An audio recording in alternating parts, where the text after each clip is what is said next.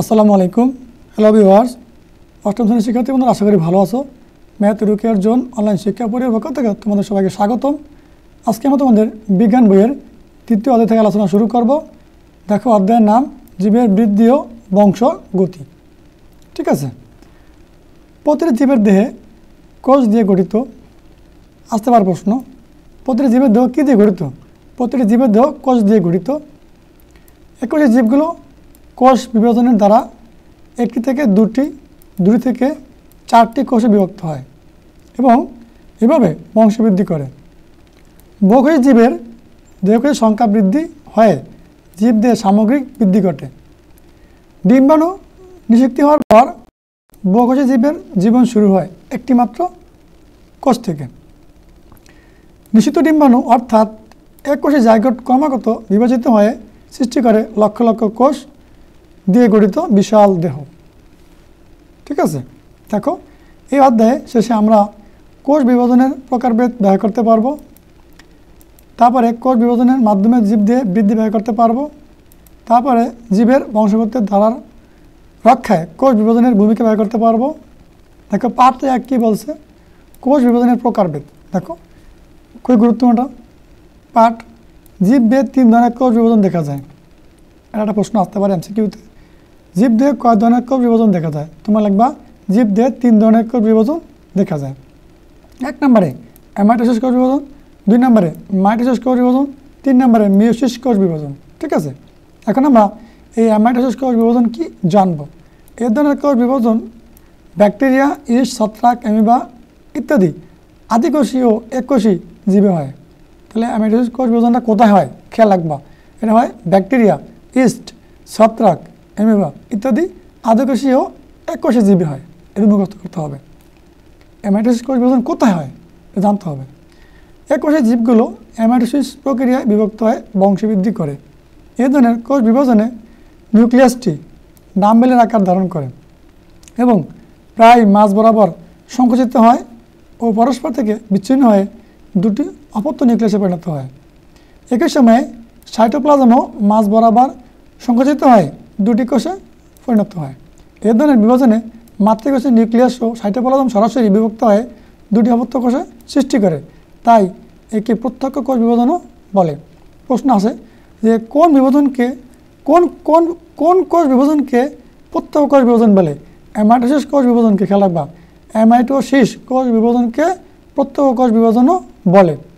দেখো এই যে আমরা যেগুলো পড়লাম স্টেপ স্টেপ দেখাইছে জায়গা থেকে। সাইটোপ্লাজমের নিউক্লিয়াস, সেখান থেকে এই যে এডিসি অ্যামাইটোসিস কোষ বিভাজনের চিত্র, তারপরে এই যে খাস, এগুলোর পরে খাস দাগগুলোরে, সেখান থেকে আবার এডিসি ভিতরে এডিসি নিউক্লিয়াস। আবার এখানে দেখো কী হয়েছে, এই যে গোল কালো দাগ এটা হচ্ছে নিউক্লিয়াস। আবার এই যে একটা নিউক্লিয়াস আর এই নিচে নিউক্লিয়াস বক্স ধরে মিললাম, এটা হচ্ছে একটা কোষ, পূর্ণ অপত্য কোষ সৃষ্টি হয়। ঠিক আছে, এই যে বলছে দুটি অপত্য কোষ সৃষ্টি করে। এই যে একটা কোষ এগুলো হচ্ছে অপত্য কোষ। ঠিক আছে, আর এই অ্যামাইটোসিস কোষ বিভাজনকে প্রত্যক্ষ কোষ বিভাজনও বলা হয়। তারপরে মাইটোসিস কোষ বিভাজন, এগুলো কিন্তু পরীক্ষায় আসে। মাইটোসিস কোষ বিভাজন ব্যাখ্যা করো, তারপরে অ্যামাইটোসিস কোষ বিভাজন ব্যাখ্যা করো, অথবা অ্যামাইটোসিস কোষ বিভাজনের বৈশিষ্ট্য লিখো, অথবা মাইটোসিস কোষ বিভাজনের বৈশিষ্ট্য লিখো। এই জন্য কি এই যে রিডিং পড়াগুলো ভালোভাবে পড়তে হবে। তোমার শুধু অনুসারী প্রশ্ন বললে চলবে না, ওগুলো পরীক্ষা আসবে না, আসবে বইয়ের ভিতর থেকে সৃজনশীল আকার প্রশ্ন, খেয়াল রাখবা। এই জন্য আমি তোমাদেরকে ব্যাখ্যা সহকারে ভালোভাবে বোঝার চেষ্টা করছি। মাইটোসিস উন্নত শ্রেণীর প্রাণীর ও উদ্ভিদের দেহকোষ মাইটোসিস প্রক্রিয়ায় বিভাজিত হয়। কি বলছে? উন্নত শ্রেণীর প্রাণীর ও উদ্ভিদের দেহকোষ মাইটোসিস প্রক্রিয়ায় বিভাজিত হয়। আসতে পারে প্রশ্ন যে উন্নত শ্রেণীর প্রাণীর ও উদ্ভিদের দেহকোষ কোন কোষ বিভাজন প্রক্রিয়ায় বিভাজিত হয়? মাইটোসিস বিভাজন প্রক্রিয়ায় বিভাজিত হয়। খেয়াল রাখবা, এই প্রক্রিয়ায় মাতৃকোষের নিউক্লিয়াস একভাবে বিভাজিত হয় সমাকৃতির সমগুণ সম্পন্ন সমসংখ্যক ক্রোমোজোম বিশিষ্ট দুটি অপত্য কোষ সৃষ্টি করে। মাইটোসিস কোষ বিভাজনের ফলে প্রাণী এবং উদ্ভিদ দৈর্ঘ্য ও প্রস্থ বৃদ্ধি পায়। এ ধরনের বিভাজনের দ্বারা উদ্ভিদের বাহক টিস্যুর কোষের সংখ্যা বৃদ্ধি ঘটে। ঠিক আছে, কোন বিভাজনের দ্বারা উদ্ভিদের বাহক টিস্যুর বৃদ্ধি ঘটে? মাইটোসিস কোষ বিভাজনের ফলে। খেয়াল রাখবা। আবার আসো মিয়োসিস কোষ বিভাজন। জনন কোষ উৎপন্ন হওয়ার সময় মিয়োসিস কোষ বিভাজন ঘটে। তাহলে মিয়োসিস কোষ বিভাজন কখন ঘটে? মিয়োসিস কোষ বিভাজন জনন কোষ উৎপন্ন হওয়ার সময় মিয়োসিস কোষ বিভাজন ঘটে, খেয়াল রাখবা। এ ধরনের কোষ বিভাজনে মাতৃকোষের নিউক্লিয়াসটি পরপর দুবার বিভাজিত হলেও ক্রোমোজোমের বিভাজন ঘটে মাত্র একবার। এই যে একটু পার্থক্য আছে, ক্রোমোজোমের বিভাজন ঘটে কয়বার? মাত্র একবার। ফলে অপত্য কোষের ক্রোমোজোমের সংখ্যা অর্ধেক হয়ে যায়। প্রশ্ন আসে, খুবই গুরুত্বপূর্ণ, পরীক্ষা আসছে, এমসিকিউ দেখবা গাইড বই খুললে। কোন কোষ বিভাজনে অপত্য কোষের ক্রোমোজোমের সংখ্যা অর্ধেক হয়ে যায়? মিয়োসিস কোষ বিভাজনে অপত্য কোষের ক্রোমোজোমের সংখ্যা অর্ধেক হয়ে যায়। সুন্দর করে আন্ডারলাইন করে রাখা হয় না। এই বিভাজনে ক্রোমোজোমের সংখ্যা অর্ধেক হ্রাস পায় বলে এ ধরনের বিভাজনকে হ্রাসমূলক বিভাজন বলা হয়। দেখছো, কোন কোষ বিভাজনকে হ্রাসমূলক বিভাজন বলা হয়? মিয়োসিস কোষ বিভাজনকে হ্রাসমূলক বিভাজন বলা হয়, খেয়াল রাখবা। জনন মাতৃকোষ থেকে পুং এবং স্ত্রী গ্যামেট উৎপন্ন হওয়ার সময় এ ধরনের কোষ বিভাজন হয়। জনন মাতৃকোষ থেকে পুং এবং স্ত্রী গ্যামেট উৎপন্ন হওয়ার সময় এই যে মিয়োসিস কোষ বিভাজন হয়। এখন আসো দেখো, এই যে মাইটোসিসের বৈশিষ্ট্য কি? মাইটোসিস কোষ বিভাজন দেহকোষের এক ধরনের বিভাজন পদ্ধতি। এ প্রক্রিয়ায় মাতৃকোষের নিউক্লিয়াসটি একবার বিভাজিত হয়। মাতৃকোষ বিভাজিত হয়ে সমগুণ সম্পন্ন দুটি অপত্য কোষ সৃষ্টি করে, আমরা পড়ছিলাম রিডিং পড়ার ভিতরে।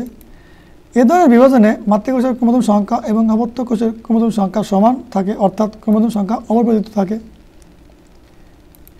এ ধরনের বিভাজনে প্রতিটি ক্রোমোজোম লম্বালম্বিভাবে বিভক্ত হয়ে ফলে সৃষ্টি নতুন কোষ দুটিতে ক্রোমোজোম সংখ্যা মাতৃকোষের ক্রোমোজোম সংখ্যার সমান থাকে।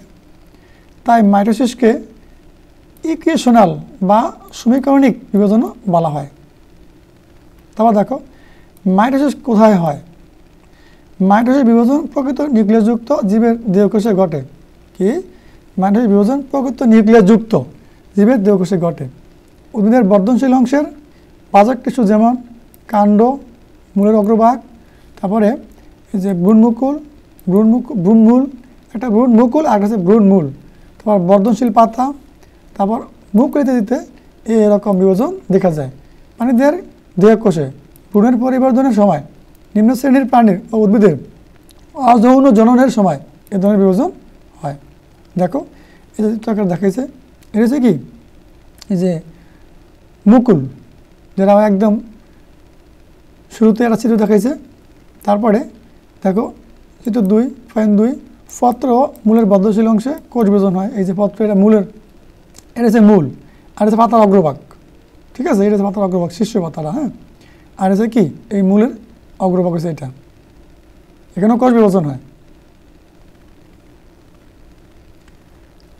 জীবের বংশগতি বৃদ্ধি, এখানে কোন কোন কোষ মাইটোসিস বিভাজন ঘটে না, মানে কোন কোন কোষে মাইটোসিস বিভাজন ঘটে না, আমাদেরকে এই কাজটা লিখতে বলছে। প্রাণীর স্নায়ুকোষে, স্তন্যপায়ী প্রাণীর পরিণত লোহিত রক্তকণিকা ও অনুচক্রিকা এবং উদ্ভিদের স্তন্যপায়ী কোষে এ ধরনের কোষ বিভাজন ঘটে না। এটা খেয়াল রাখবা, এটা প্রশ্ন কিন্তু, এটা কি? এটা প্রশ্ন। কোন কোন কোষে মাইটোসিস কোষ বিভাজন ঘটে না, এরই উত্তর দেওয়া আছে। প্রাণীর স্নায়ুকোষে, স্তন্যপায়ী প্রাণীর পরিণত লোহিত রক্তকণিকা ও অনুচক্রিকা এবং উদ্ভিদের স্তন্যপায়ী কোষে এ ধরনের কোষ বিভাজন ঘটে না। এটা প্রশ্ন, এটা উত্তর, এটা মুখস্থ করে রাখবা। পার্ট 2 আমার পার্ট 1 শেষ করলাম। মাইটোসিস কোষ বিভাজন পদ্ধতি কীরকম? যে মাইটোসিস কোষ বিভাজন পদ্ধতি 2 পর্যায়ে সম্পন্ন হয়। মাইটোসিস কোষ বিভাজন পদ্ধতি কি? 2 পর্যায়ে সম্পন্ন হয়। প্রথম পর্যায়ে নিউক্লিয়াসের, দ্বিতীয় পর্যায়ে সাইটোপ্লাজমের। ঠিক আছে, বিভাজন হয়। নিউক্লিয়াসের বিভাজনকে ক্যারিওকাইনোসিস বলে এবং সাইটোপ্লাজমের বিভাজনকে সাইটোকাইনোসিস বলে। খেলা কিন্তু নিউক্লিয়াসের বিভাজনকে বলে ক্যারিওকাইনোসিস এবং সাইটোপ্লাজমের বিভাজনকে বলে সাইটোকাইনোসিস। মাইটোসিস কোষ বিভাজন একটি ধারাবাহিক পদ্ধতি। প্রথমে ক্যারিওকাইনোসিস অর্থাৎ নিউক্লিয়াসের বিভাজন হয়, পরবর্তীতে সাইটোকাইনোসিস অর্থাৎ সাইটোপ্লাজমের বিভাজন হয়। তবে ক্যারিওকাইনেসিস ও সাইটোকাইনোসিস শুরু হওয়ার আগে কোষটির নিউক্লিয়াসকে কিছু প্রস্তুতিমূলক কাজ করতে হয়। কোষটির এই অবস্থাকে ইন্টারফেস বলে। ঠিক আছে, কোষটির মাইটোসিস কোষ পদ্ধতির এই অংশটাকে কী বলে? ইন্টারফেস বলে। প্রযুক্তিমূলক কিছু কাজ আছে, করতে হয়, এই কাজগুলোকে বলে ইন্টারফেস। এখন আমরা বললাম যে সাইটোকাইনেসিস আর ক্যারিওকাইনেসিস, তারপর আমরা দেখো এই ক্যারিওকাইনেসিস। বিভাজিত কোষে নিউক্লিয়াসটি একটি জটিল পরিবর্তনের মাধ্যমে ক্যারিওকাইনেসিস সম্পূর্ণ হয়। পরিবর্তনগুলো ধারাবাহিকভাবে ঘটে। বোঝার সুবিধার্থে এই পদার্থকে 5টি ধাপে বিভক্ত করা হয়েছে। ধাপগুলো হলো কি দেখো, ক্যারিওকাইনেসিস ধাপ করা 5টা। 1 নম্বরে প্রোফেজ, 2 নম্বরে প্রোমেটাফেজ, 3 নম্বরে মেটাফেজ, 4 নম্বরে অ্যানাফেজ, 5 নম্বরে টেলোফেজ। দেখো এই যে প্রোফেজ, এটি মাইটোসিস কোষ বিভাজনের সবচেয়ে দীর্ঘস্থায়ী ধাপ। এটা খুবই গুরুত্বপূর্ণ একটা এমসিকিউ। মাইটোসিস কোষ বিভাজনের সবচেয়ে দীর্ঘস্থায়ী ধাপ কোনটি? এই যে প্রোফেজ, খেয়াল করা, এটা কিন্তু খেয়াল রাখতে হবে। হ্যাঁ, এটা এমসিকিউ অথবা সৃজনশীলের মধ্যে ক নাম্বার আসতে পারে। মাইটোসিস কোষ বিভাজনের দীর্ঘস্থায়ী ধাপ কোনটি? প্রোফেজ। খুবই গুরুত্বপূর্ণ প্রশ্ন, পরীক্ষা আসবে এটা। দেখো তারপরে এগুলো একটু নিউক্লিয়াসের চিত্রগুলো দেওয়া আছে। উদ্ভিদ কোষের, প্রাণী কোষের কোন জায়গার অর্থ কী, এই নিউক্লিয়াসটা কেমন, নিউক্লিয়ার পর্দা কোনটাকে বলা হয়, ক্রোমাটিন কোনটাকে বলা হয়, এটাকে বলা কি যে খালি বক্স ফোটা সাইটোপ্লাজম, এটা হচ্ছে মাতৃকোষ। তারপর রয়েছে কি, এগুলো সবটি মিলে হচ্ছে কি, এই যে নিউক্লিয়াস, নিউক্লিয়ার পর্দা, ক্রোমাটিন, এই যে নিউক্লিয়াস। তারপর উদ্ভিদ কোষ, এই যে প্রথম অবস্থায় এরকম থাকে, শেষ অবস্থায় এরকম থাকে। তারপর দেখো এই যে মাতৃকোষ, এইটা আবার দেখাইছে এইভাবে যে আসে সাইটোপ্লাজমে। তারপরে এটা পার্থক্য আছে, এটা হচ্ছে কি প্রাণী কোষ, একটা উদ্ভিদ কোষে, ঠিক আছে। এই শেষ অবস্থা এরকম, এই যে এটা হচ্ছে প্রাণী কোষের, মানে এই উপরেরটা হচ্ছে কি উদ্ভিদ কোষের বেলা, এই জায়গায় মাতৃকোষ থেকে প্রথম অবস্থা এরকম, শেষ অবস্থা এটা। তারপরে এই প্রাণী কোষে মাতৃকোষে এরকম থাকে, তারপরে প্রথম অবস্থায় এরকম হয়, আর শেষ অবস্থায় এরকম হয়, ঠিক আছে। তাহলে আমরা প্রোফেজ সম্বন্ধে জানলাম। এবার আমরা এই যে কোষের নিউক্লিয়াসের আকার বড় হয়। তারপর 2 নম্বরে কি, নিউক্লিয়ার জালিকা ভেঙে গিয়ে কতগুলো নির্দিষ্ট সংখ্যক আঁকা সুতার মতো অংশ সৃষ্টি হয়, এগুলোকে ক্রোমোজোম বলে। এরপর প্রতিটি ক্রোমোজোম লম্বালম্বিভাবে বিভক্ত হয়ে 2টি ক্রোমাটিড গঠন করে। এগুলো সেন্টিমিয়ার নামক একটি বিন্দুতে যুক্ত থাকে। পার্ট 3, প্রোমেটাফেজ, মেটাফেজ, অ্যানাফেজ ও টেলোফেজ। দেখো প্রোমেটাফেজটা কি, এই ধাপটি স্বল্পস্থায়ী। তাহলে আমরা বললাম প্রোফেজ সবচেয়ে দীর্ঘস্থায়ী ধাপ, আর সবচেয়ে স্বল্পস্থায়ী ধাপ কোনটি? প্রোমেটাফেজ। এই যে স্বল্পস্থায়ী ধাপ কোনটি? প্রোমেটাফেজ, খেয়াল রাখবা। এই ধাপে কি হয়, নিউক্লিয়ার 1 নম্বরে নিউক্লিয়ার পর্দা, নিউক্লিয়াস প্রায় বিলুপ্ত হয়ে যায়। কোন ধাপে, এটা প্রশ্ন আসে কিন্তু এমসিকিউ, খুবই গুরুত্বপূর্ণ।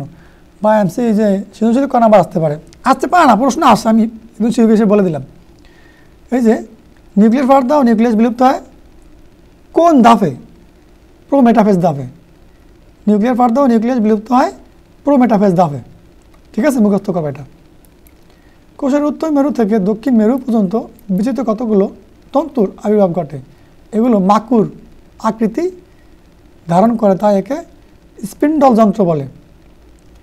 স্পিন্ডল যন্ত্রের মধ্যভাগকে বিষুবীয় অঞ্চল বলে এবং প্রাণীকোষে সেন্ট্রিওল 2টি চারদিকে থেকে বিচ্ছিন্ন রশ্মির মতো স্টার রশ্মির আবির্ভাব ঘটে এবং কোষের 2 বিপরীত মেরুতে পৌঁছাতে স্পিন্ডল তন্তু গঠন করে।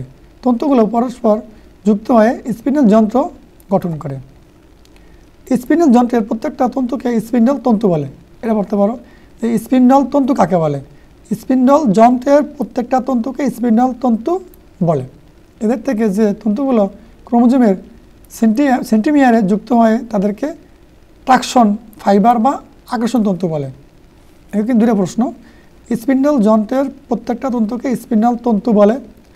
তারপরে এদের থেকে যে তন্তুগুলো ক্রোমোজোমের, এদের থেকে লাগবে না, কিন্তু পাবা, যে তন্তুগুলো এই জায়গা থেকে, যে তন্তুগুলো ক্রোমোজোমের সেন্টিমিয়ারে যুক্ত হয় তাদেরকে ট্রাকশন ফাইবার বা আকর্ষণ তন্তু বলে। আসতে পারে যে ট্রাকশন ফাইবার কাকে বলে অথবা আকর্ষণ তন্তু কাকে বলে। তোমরা বলবো কি, যে তন্তুগুলো ক্রোমোজোমের সেন্টিমিয়ারে যুক্ত হয় তাদেরকে ট্রাকশন ফাইবার বা আকর্ষণ তন্তু বলে। ক্লিয়ার? এটুকু উত্তর। তারপরে দেখো এই যে প্রোমেটাফেজ ধাপটা উদ্ভিদ কোষে এরকম থাকবে আর প্রাণী কোষে এরকম থাকবে, ঠিক আছে, একটু দেখে নিবা। তারপরে মেটাফেজ ধাপে কী বলে? 1 নম্বরে ক্রোমোজোমগুলো স্পিন্ডল যন্ত্রের বিষুবীয় অঞ্চলে আসে এবং সেন্টিমিয়ার সাথে তন্তু দিয়ে আটকে থাকে। 2 নম্বর কী বলছে? এই ধাপে ক্রোমোজোমগুলো সবচেয়ে খাটো মোটা হয়। এই প্রশ্নটা পরীক্ষা আসে এবং আসে, আমিও পড়ে আসছি। এই যে কোন ধাপে ক্রোমোজোমগুলো সবচেয়ে খাটো মোটা হয়? মেটাফেজ ধাপে। এটা একটা এমসিকিউ আছে এবং এটা সৃজনশীল প্রশ্ন ক নম্বর 2 মার্কও আছে।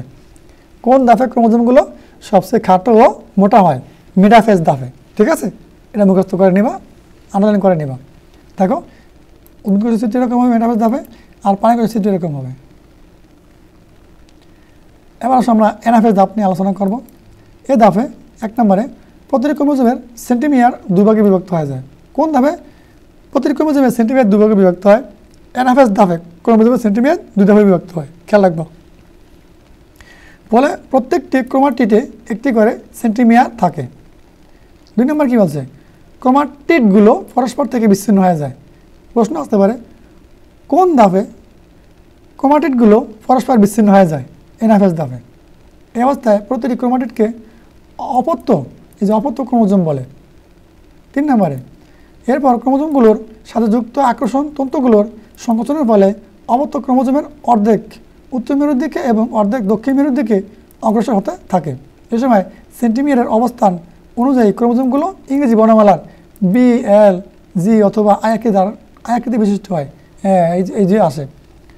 কোন ধাপে ক্রোমোজোমগুলো ইংরেজি বর্ণমালার বি, এল, জে অথবা আয়াকৃতি বিশিষ্ট হয় বা আয়াকৃতি ধারণ করে? এই যে অ্যানাফেজ ধাপে। এটা কিন্তু প্রশ্ন আছে। ঠিক আছে, তোমরা আমার এই জায়গা থেকে বুঝে আন্ডারলাইন করে পড়ে নাও। এখান থেকে যে প্রশ্ন আসবে, কোন ধাপে ক্রোমোজোমগুলো ইংরেজি বর্ণমালার বি, এল, জি অথবা আয়াকৃতি ধারণ করে? অ্যানাফেজ ধাপে। 4 নম্বর পার্টে আছে টেলোফেজ। 1 নম্বরে অপত্য ক্রোমোজোমগুলো বিপরীত মেরুতে এসে পৌঁছায়। 2 নম্বরে এরপর উভয় মেরু ক্রোমোজোমগুলোকে ঘিরে নিউক্লিয়ার পর্দা এবং নিউক্লিয়াসে পূর্ণ আবির্ভাব ঘটে। প্রাণীকোষে উভয় মেরুতে একটি করে সেন্ট্রিওল সৃষ্টি হয়। আসতে পারে যে কোন ক্রোমোজোমগুলোর প্রাণীকোষে উভয় মেরুতে একটি করে সেন্ট্রিওল সৃষ্টি করে? টেলোফেজ ধাপে। বা কোন ধাপে? টেলোফেজ ধাপে। 3 নম্বর আছে কি অবস্থা ক্রোমোজোমগুলো সরু লম্বা আকার ধারণ করে পরস্পরের সাথে জট ফাঁকিয়ে নিউক্লিয়ার রেটিকুলাম গঠন করে? এই যে কোন ধাপে ক্রোমোজোমগুলো সরু লম্বা আকার ধারণ করে? টেলোফেজ ধাপে। প্রশ্ন আছে কোন ধাপে ক্রোমোজোমগুলো সরু লম্বা আকার ধারণ করে? টেলোফেজ ধাপে। ঠিক আছে, খেয়াল রাখবা।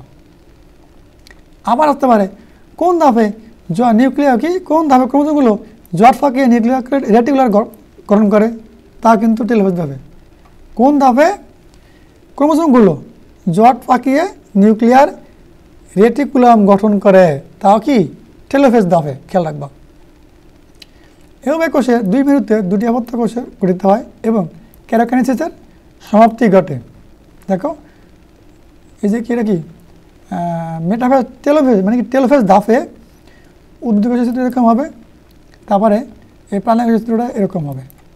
এই টেলোফেজ ধাপ। ঠিক আছে, প্রিয় শিক্ষার্থী বন্ধুরা, আজকে আলোচনা পর্যন্তই। তোমরা সুন্দর করে আমি যেভাবে বলছি সুন্দর করে দেখে এগুলো আন্ডারলাইন করে পড়ো এবং আমাদের ম্যাথ রুকি অর্জন ইউটিউব চ্যানেল এবং ফেসবুক পেজের সাথে থাকো আর আমাদের ধারাবাহিক ক্লাসগুলো এখান থেকে উপভোগ করতে থাকো। তাহলে আজকে পর্যন্তই। আল্লাহ হাফেজ।